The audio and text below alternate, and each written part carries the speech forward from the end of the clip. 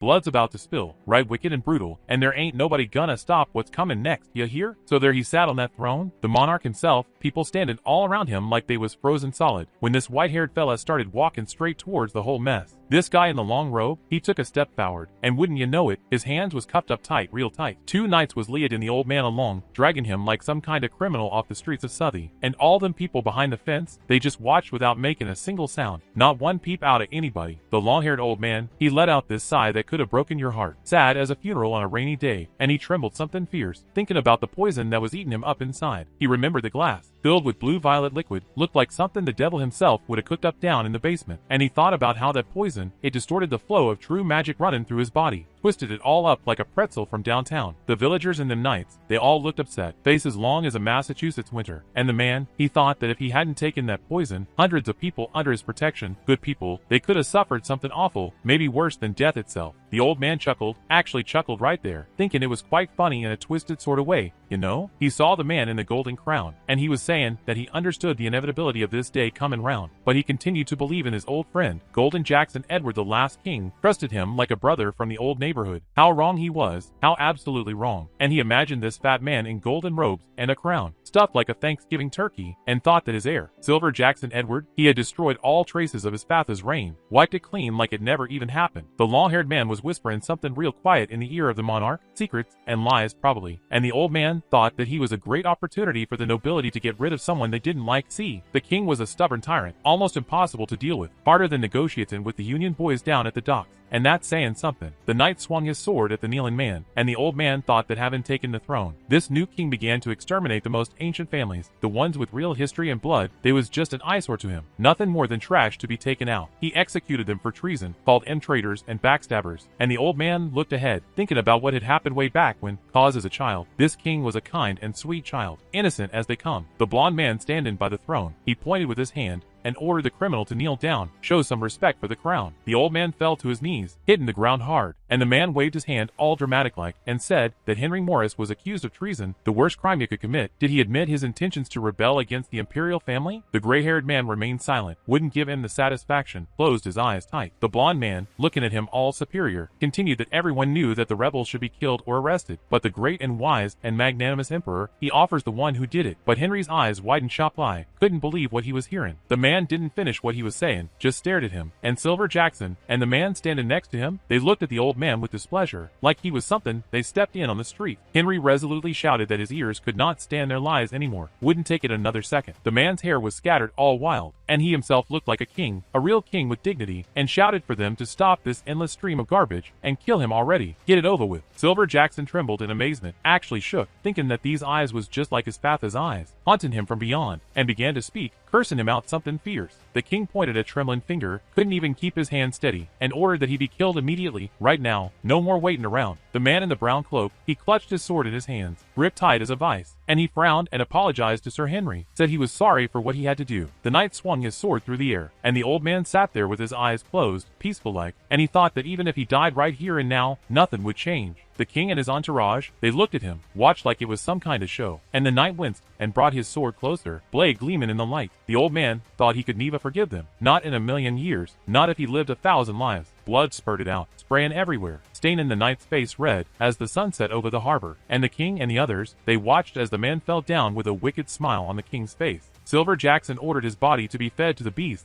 treat him like garbage, no respect for the dead whatsoever. A rich castle towered under the blue sky, standing tall and mighty, and thus, after 20 years of the existence of a single continent, the veteran archmage of the 8 circles, Henry Morris, was killed, executed like a common criminal. Now here's where things get real strange. Real wicked strange. You following me? The boy with blue hair opened his eyes, just like that, and he was sitting on the floor with his shirt unbuttoned, and looked around wondering where the hell he was, completely lost. The boy remembered the execution of the old man, saw it clear as day, and thought that the sword blow had deprived him of his head, should be dead as a doornail. He picked up the book, and the headless bird, and wondered what it was. What kind of setup is this? He looked at the carcass and thought that it was the corpse of a duck, just laying there dead. The book with a brown cover was clearly old, ancient looking, and he thought it was an old tattered book, been through the ringer. The boy read the title and thought, this is necromancy, dark magic stuff, the kind that gets ya in serious trouble. He turned around thinking he was somehow involved in this mess. caught up in something way over his head. The blue-haired man saw a mirror hanging on the wall, and he walked up to it and stared at his reflection in amazement. Couldn't believe what he was seeing. The guy pulled his cheek, wondering if this was a dream, some kind of nightmare he couldn't wake up from. There was candles, a dead bird, and an old book on the floor, and the hero wondered what was going on here, trying to piece it all together. Of course, black magic was used here, obvious as the nose on your face. He personally eradicated it back in the day, but where did all this come from? How did it get here? He looked to the side, thinking the ritual was dedicated to him specifically. Someone wanted him here. He doesn't know the details yet, still figuring it out. The young man stood in the middle of the room and looked around, wondering where the necromancer himself was. The guy who did all this, he could not be there, had to be somewhere close by. Then in his head, he thought that however, there was no one here. Place was empty as a church on Monday. Then maybe the owner of this body was the necromancer, the one who performed the ritual? He picked up the book, turning the pages carefully, and the guy thought that he had failed at the ritual, screwed it up somehow. He looked at the book, thinking that it was probably due to his lack of experience. Kid didn't know what he was doing, and the book was very tattered, falling apart at the seams, but everything was fine with him. He felt alright considering everything. The guy smiled a little, thinking that this was the irony of fate, some twisted joke the universe was playing on him. He gloomily imagined the monarch and his entourage, seeing their faces clear as day, thinking that just a couple of minutes ago, the poison was burning him from the inside, tearing him apart, and these creatures was looking at him like an animal in a cage, like he was nothing but entertainment. How humiliated he was, stripped of all dignity and respect, treated worse than a dog in the street. He needed to understand what had happened here, figure out this whole situation. The guy lowered his head and thought that, judging by his clothes, the young necromancer was not one of the poor folks, had some money behind him. A white shirt fell to the floor as he stripped it off, and the blue-haired man went to the mirror and stroked his stomach, saying that his body was not at all knightly, not strong or muscular. He confidently looked forward, thinking that then maybe he was a magician, had some magical ability at least. The guy sat down on the floor, cross-legged, and he closed his eyes, thinking that in this case, his energy should be concentrated around the spiritual core. That's where the power lives, and he would focus on it, find it inside himself. The blue-haired man concentrated diligently, putting all his effort into it. Real serious concentration here. He opened his eyes in surprise, couldn't believe it, thinking that he did not feel anything at all. Absolutely nothing. He did not have a magic ring inside him. The guy took his shooter and thought that he did not have a strong body either. So who was he? What was he supposed to be? The blue-haired man frowned, face all scrunched up, thinking that he should focus on creating a spiritual center, build it from scratch. Maybe then he could learn something useful, figure out his situation better. The most important thing is to create a solid foundation. You can't build a house on sand. Gotta have something strong to stand on. The blue-haired man sat on the floor radiating magical power, energy flowing out of him, and he thought that he should not forget that he is an archmage of 8 circles, a former supreme master of the empire, one of the greatest who ever lived. One circle must be obtained. He must do this. No choice in the matter. The guy clenched his teeth from the effort, straining hard, pushing himself, and a white glow emanated from the center of his chest, lighting up the room. The guy clenched his teeth harder, and a bright shining ball appeared in front of him, floating there in the air. A bright glow spread around the sitting hero, lighting up everything, and he frowned, concentrating even harder, and a golden ball burned in his chest, hot and powerful. The hero thought that he had completed the creation of the first circle, accomplished the first step, and because of it, red marks appeared on his body, spreading across his skin like tattoos. He exhaled tiredly, breath coming heavy, and thought how long did it take. Felt like hours went by. The guy's face was covered in sweat, dripping down, and he thought that was enough for today, couldn't push any harder. He frowned, remembering the smiling Silver Jackson, that smug face, and thought that he would kill him, make him pay for everything. He remembered sitting at the table in the throne room, and the knight held a sword next to the residents, guarding everyone. The people trembled, looking at the shining sword of the knight, scared out of their minds. The old man extended his trembling hand to the standing golden goblet on the table, reaching for it. The girl cried when the shining sword appeared at her neck, threatening her life, tears streaming down her face. Henry drank from the goblet, took that poison down, and the people with their hands tied looked at it in amazement. Couldn't believe he actually did it. Silver Jackson twirled the tip of his mustache with a satisfied smile, enjoying the show like the sick bastard he was. The old man dropped the goblet, let it fall, and there was purple liquid and blood on the table, mixing together in a mess. The reincarnated magician cursed in his mind, angry as hell, thinking that if he were a knight, even poison would not have stopped him from confronting them, would have fought him all. He remembered the knight surrounding the magician, who was releasing lightning and balls of energy, fighting back with everything he had, and thought that magic was much stronger than a sword, more powerful by far. With its help, one can disarm dozens of warriors, take them all down, but at the same time, magic is a fragile force, got its weaknesses. The greatest weakness of a magician is his body, fragile as glass,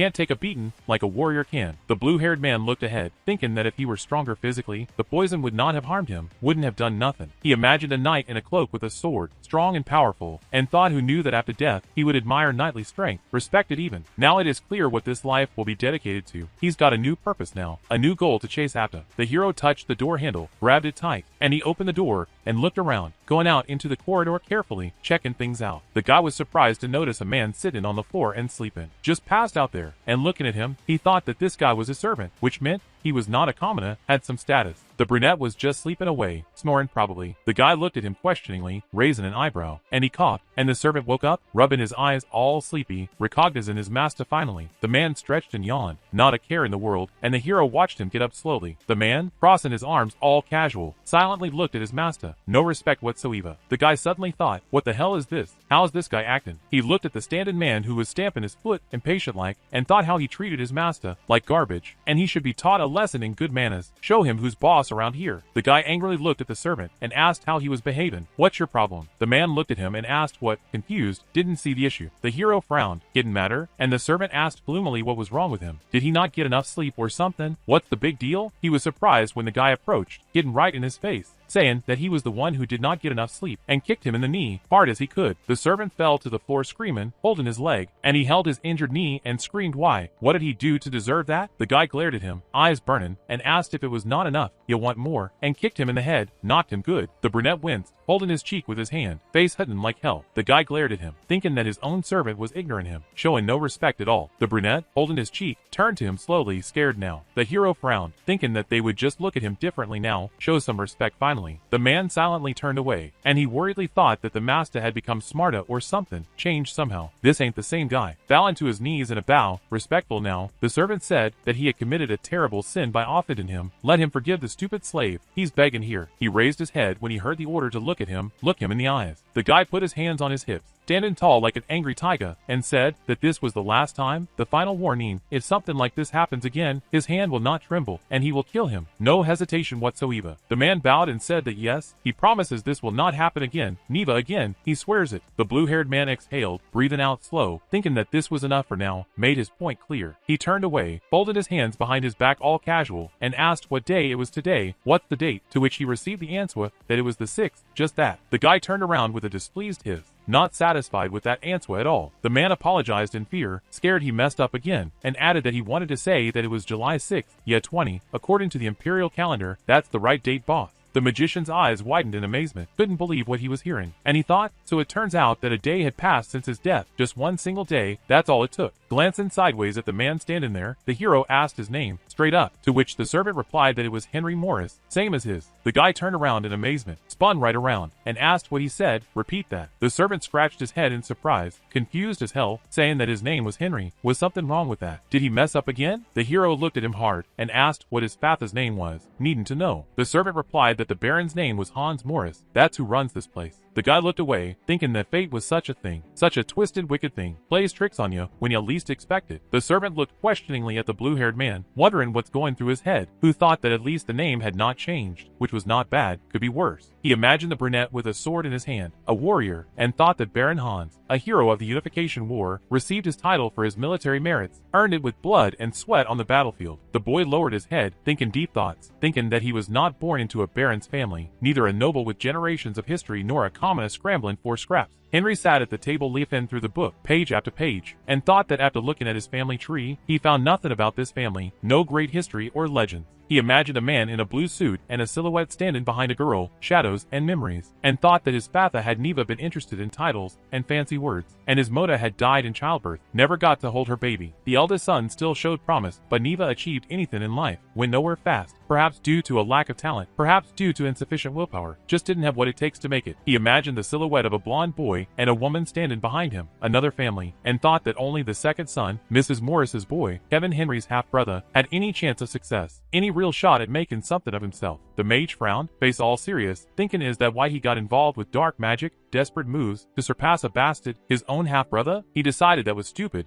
Real stupid move. Slamming the book shut, loud as a gunshot, Henry decided that was enough for today. No more digging through the past. This family was unremarkable, plain as day. They basically had nothing, no power, no influence, starting from scratch. He was starting from the bottom again, crawling up from nothing. He remembered standing with his staff next to the dark-haired man with his sword. Good times. And thought about the good old days when he and Golden Jackson came from a tiny country called Malbatum, nowhere special. They had nothing but dreams, but they managed to build the walls of an empire, brick by brick, made something out of nothing. He stood up, pushing the chair back, and thought that he should do some magic as soon as possible, get back to what he knows best. He turned over the hourglass, watching the sand fall, thinking that there were still 5 hours until dawn. Plenty of time, that would be enough to create a magic circle, get some work done. Looking at the crescent moon outside the window, bright in the dark sky, Henry thought that there was a lot he could do before sunrise. So much to accomplish, but first, he should do the most unpleasant thing, the hard stuff nobody wants to face. The sun was shining through the window, bright morning light, and Henry squinted at the light, too bright for his tired eyes. He tiredly opened his eyes, covered in sweat like he ran a marathon, and thought that was enough for today, pushed himself hard. A golden circle was shining on his chest, glowing bright, and he thought that in such a short time, working through the night, he managed to reach the 3rd stage of the circle formation, made real progress. The door to the room opened slightly, creaking, and a servant appeared on the threshold with a basin in his hands, carrying water, who asked the master if he had not gone to bed. Still up? Henry replied that he had worked through, kept going. The brunette held a container of water in his hand, and said that he had brought him some water to wash himself, clean up, and thought to himself, why was he so sweaty, soaked through, what's he been doing all night? Henry looked at him and heard the question, should he prepare a bath, get it ready? Looking at the servant, he replied that there was no need, don't bother, let him wait for him outside, he would come soon, just give him a minute. The servant bowed, understanding, respectful now, and the brunette went out and slammed the door, leaving him alone. Looking to the side, the servant thought that he had changed, definitely different. Something shifted in him. The guy snapped his finger, just like that, using a purification spell, magic working, and Henry, and only his pants became clean, dirt gone. With a smile he touched his hair, using the charm skill, fixing himself up. The blue-haired man looked down, checking himself, saying that it would be more difficult further, harder from here on out. Golden circles shone on his chest, burning bright, and he thought that he wanted to move on to the 4th stage as soon as possible. Keep pushing, but there, he would need a huge supply of mana, way more power than he's got now. Looking down thoughtfully, serious face, he thought that unfortunately this would have to wait, can't rush it, gotta be patient. He looked at the suits of similar colors hanging in the closet, all lined up, among which was a blue one, same as the others. Henry frowned, not impressed, and thought that there was no variety, all the same boring stuff. He reached out and took a blue suit from the closet, grabbed it, and the servant noticed the gentleman leaving the room, walking out. Henry in the blue suit looked at him and said that he was hungry. Stomach rolling, let him immediately take him to the dining room, right now. The brunette looked at him awkwardly, uncomfortable, and agreed, said okay. The heroes walked along the stone veranda, footsteps echoing, and the servant stopped at the door, and the guy went into the room, straight in. In the dining room, there was a table with a red tablecloth at which a family was sitting, all together. A blue-haired man with a mustache and beard, the head of the family, Baron Hans, looking important. On the other side was a fair-haired woman and a young man, sitting proper. Henry realized that this must be his second wife and son, the new family, and looking at them, the blue-haired man wondered what this meant. What's this about? There were 4 of them here, and Henry's motor was really dead, gone for good, and there was a candlestick with lit candles on the set table. Fancy setup. Hans intertwined his fingers and asked how he had slept, making conversation, and suggested that they start eating, dig in. Those sitting at the table began to eat, cutting in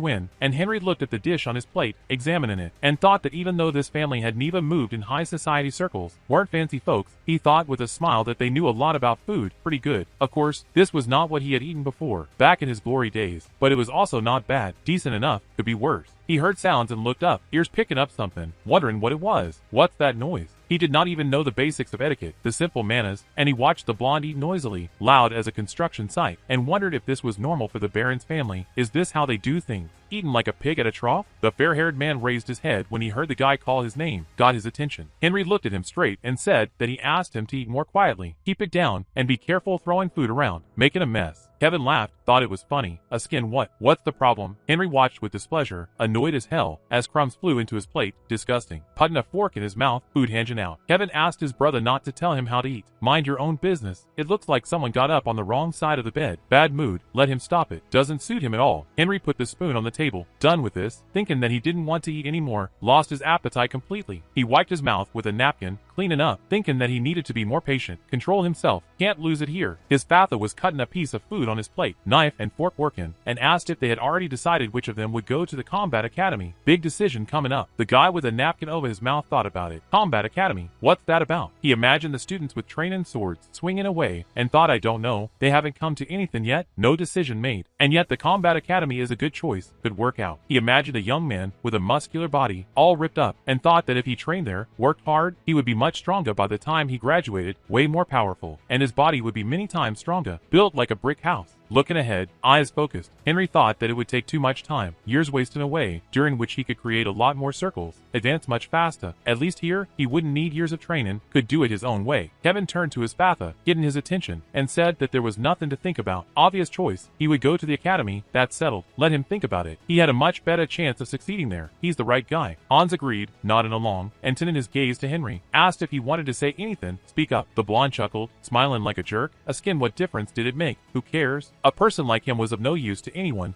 worthless. At the academy they would only mock him, make fun of him. That was his nature, just how he is. Henry remembered how he had been deprived of his head, the execution, and asked would they mock him. Really? The blonde looked at him and asked was he wrong? Am I lying? Then why did he always avoid conflicts with him? Run away like a coward. He was a weakling, that's why. He said that people like him had no place at the academy, don't belong there. His father looked at Henry, serious expression, and said that of course Kevin had expressed himself very rudely, too harsh, but in some ways he was right, got a point. Like Silver Jackson, same kind of situation. His father asked what he could say, got an answer, turning decisively to him. Confident now, Henry declared that he had changed. He's different now. The academy is famous for its brave warriors, real fighters, and he believes that the heir should represent it, be the face of it, and not this ill-mannered impudent fellow, this rude bastard. Kevin slammed his fist on the table angrily, shaking everything. A skin, what he said, repeat that. Henry looked at him resolutely, no fear, and said that he did not mess with him because he was weak. That's not why, but because he was much stronger than him, always was. He did not want to offend his younger brother, tried to be nice.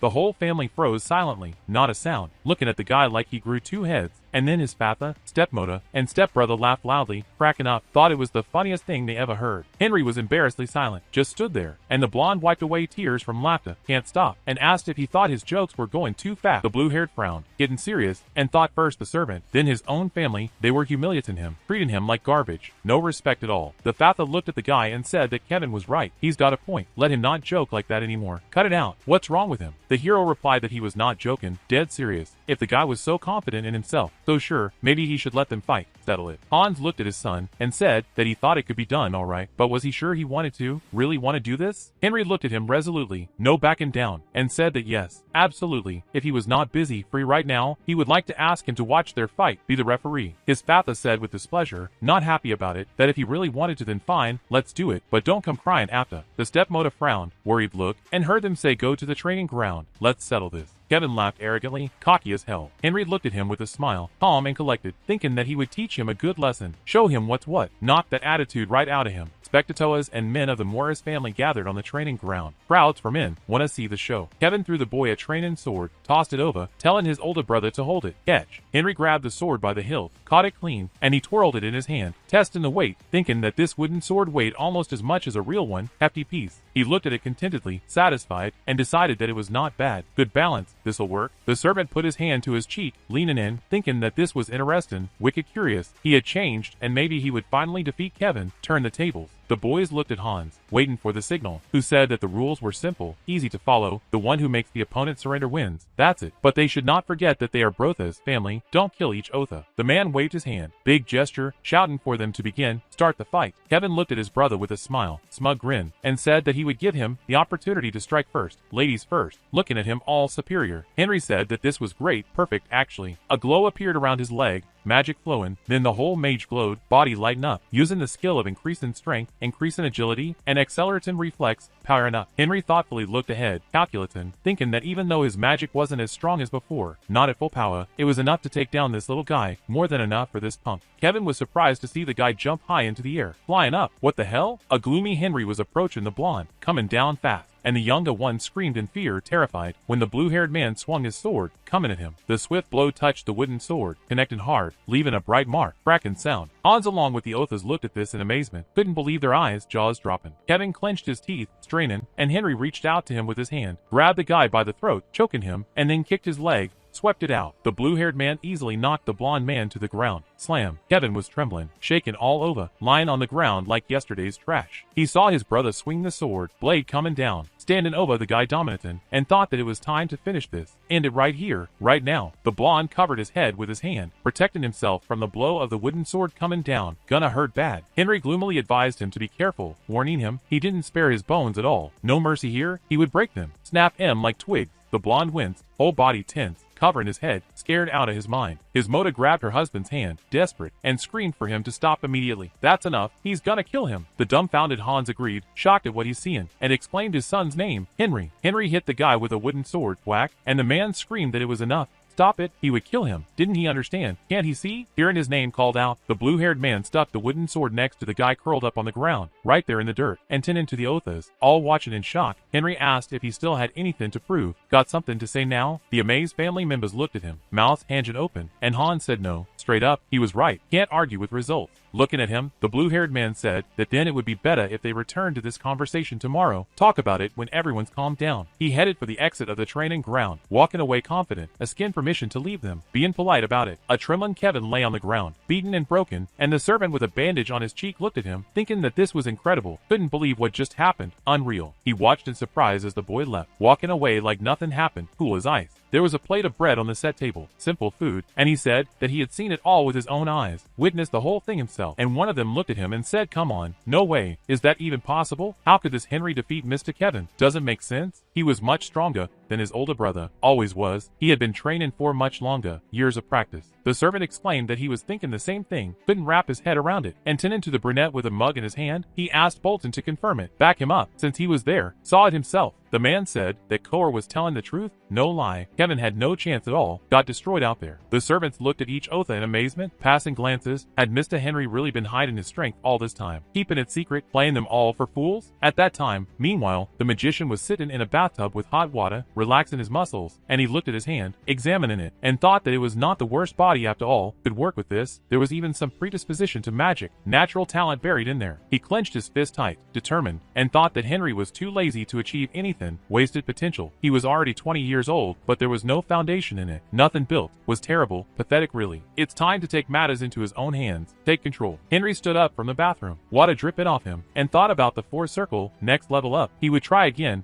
push through. Looking ahead, staring at nothing, the hero thoughtfully thought that he didn't know if he could restore his mana and use the technique properly. Risky move. The mage concentrated hard, focusing all his energy, and a bright ball blazed in his chest, burning hot. White flashes of power spread around, lightning everywhere, and Henry screamed, couldn't hold it in, touching his chest with his hand, pain shooting through him. He winced, face twisted, pressing his palm to the place where the circles were, hurts like hell, and thought that his strength was not enough, came up short. Then he opened his eyes, realizing something, realizing that he had completely forgotten about another way, different approach. How could he be so stupid? The mansion was not far from the mountains, nestled in the hills, and the guy called Koa, shouting his name, and asked him to try to get it as soon as possible. Hurry up. The servant held a sheet of papa with a list in his hand, checking it, and asked medicinal herbs. Is he sick? What's wrong? Henry, who was standing next to him, said no, he's fine. Let him just bring them to him without unnecessary questions. Don't ask, just do it. The brunette agreed, nodded, and he quickly walked down the corridor, moving fast. The guy looked at him walking away, and said that he hoped that the herbs he needed grew nearby, shouldn't be too hard to find, and thought to himself that of course everything would be much more difficult now, complications ahead. He imagined a round bottle with a blue liquid, glowing strange. This is an amazing elixir, magical stuff. The blue miracle, they called it. He made this miraculous elixir when he was at the 7th stage of circular formation. Back in his prime, it took half a year to create, long grueling work, but it was worth it, every second of effort. He imagined a person drinking the liquid from the bottle, gulping it down, and thought that the blue miracle reveals the full magical potential of a person, unlocks everything, and in exceptional cases even increases it, makes you stronger than you ever thought possible. The guy wrote with a pen on papa, scratching away, and thought that unfortunately he did not have time to write down the recipe before, should have done it earlier. Henry looked down, head bent, thinking that it was time to fix this, make it right. Who knows what the future has in store for him? What's coming down the road? He imagined a cauldron and test tubes, chemistry setup, thinking that everything has its drawbacks. Nothing's perfect. The blue miracle can become a powerful drug, addictive stuff. The permissible norm is different for everyone, varies by person, can't just give the same dose to everybody. The golden ball in the man's chest spread a bright red glow, dangerous looking, and Henry thought that the elixir also puts a huge strain on the heart, really taxes it, in order to increase the amount of mana in the body through it, pushing the limit. So many try the blue miracle only once, one and done, can't risk it again. However, before using it, you should make sure that the permissible dose is not exceeded. Gotta be careful. The magician looked at the written recipe, reading it over, and thought that if he makes a mistake at this stage, screws up even a little, the heart may not withstand it, give out completely, and then instant death will occur, lights out. That's it. He looked up gloomily, dark thoughts, and finished the thought, heavy on his mind. A servant's cry was heard in the Morris family mansion, echoing through the halls that he had returned. He's back. Koer brought a bag into the room, luggage in it, and said that they managed to find almost everything. Pretty good haul, he had indicated on the list, but some things were nowhere to be found. Couldn't get him. The blue-haired man asked what exactly was missing. What didn't you get? The brunette unfolded the list, opening the papa, and said that at the very end there was a green crow flowa, rare stuff. Henry looked at him, eyebrows raised, and asked how so, what happened? Was everything really sold out? All gone. The servant said that the merchants told him that the trade routes were constantly besieged by bandits, dangerous criminals, and he pictured armed men on horses, rough-looking guys, and added that that was why they hadn't been able to deliver the goods properly for half a month, 2 whole weeks. Henry asked again in surprise, shocked. Half a month? That long? Does his father know about it? Is he aware? Looking down, embarrassed, Koer replied that he had tried to catch these bandits, went after them, but they were completely elusive, impossible to pin down, like ghosts. The guy gasped, can't believe it, and thought to himself that he wanted to say that the Baron was unable to cope with a bunch of worthless bandits. Pathetic, what a pity, embarrassing really. Looking resolutely at the surprised Koer, determined now, he said that they were getting ready, time to move. The man asked again, confused, right now, this second? The blue-haired man said that yes, absolutely, he wanted to visit these invincible bandits, see him for himself, let him prepare 2 horses, and get ready to leave. We're going.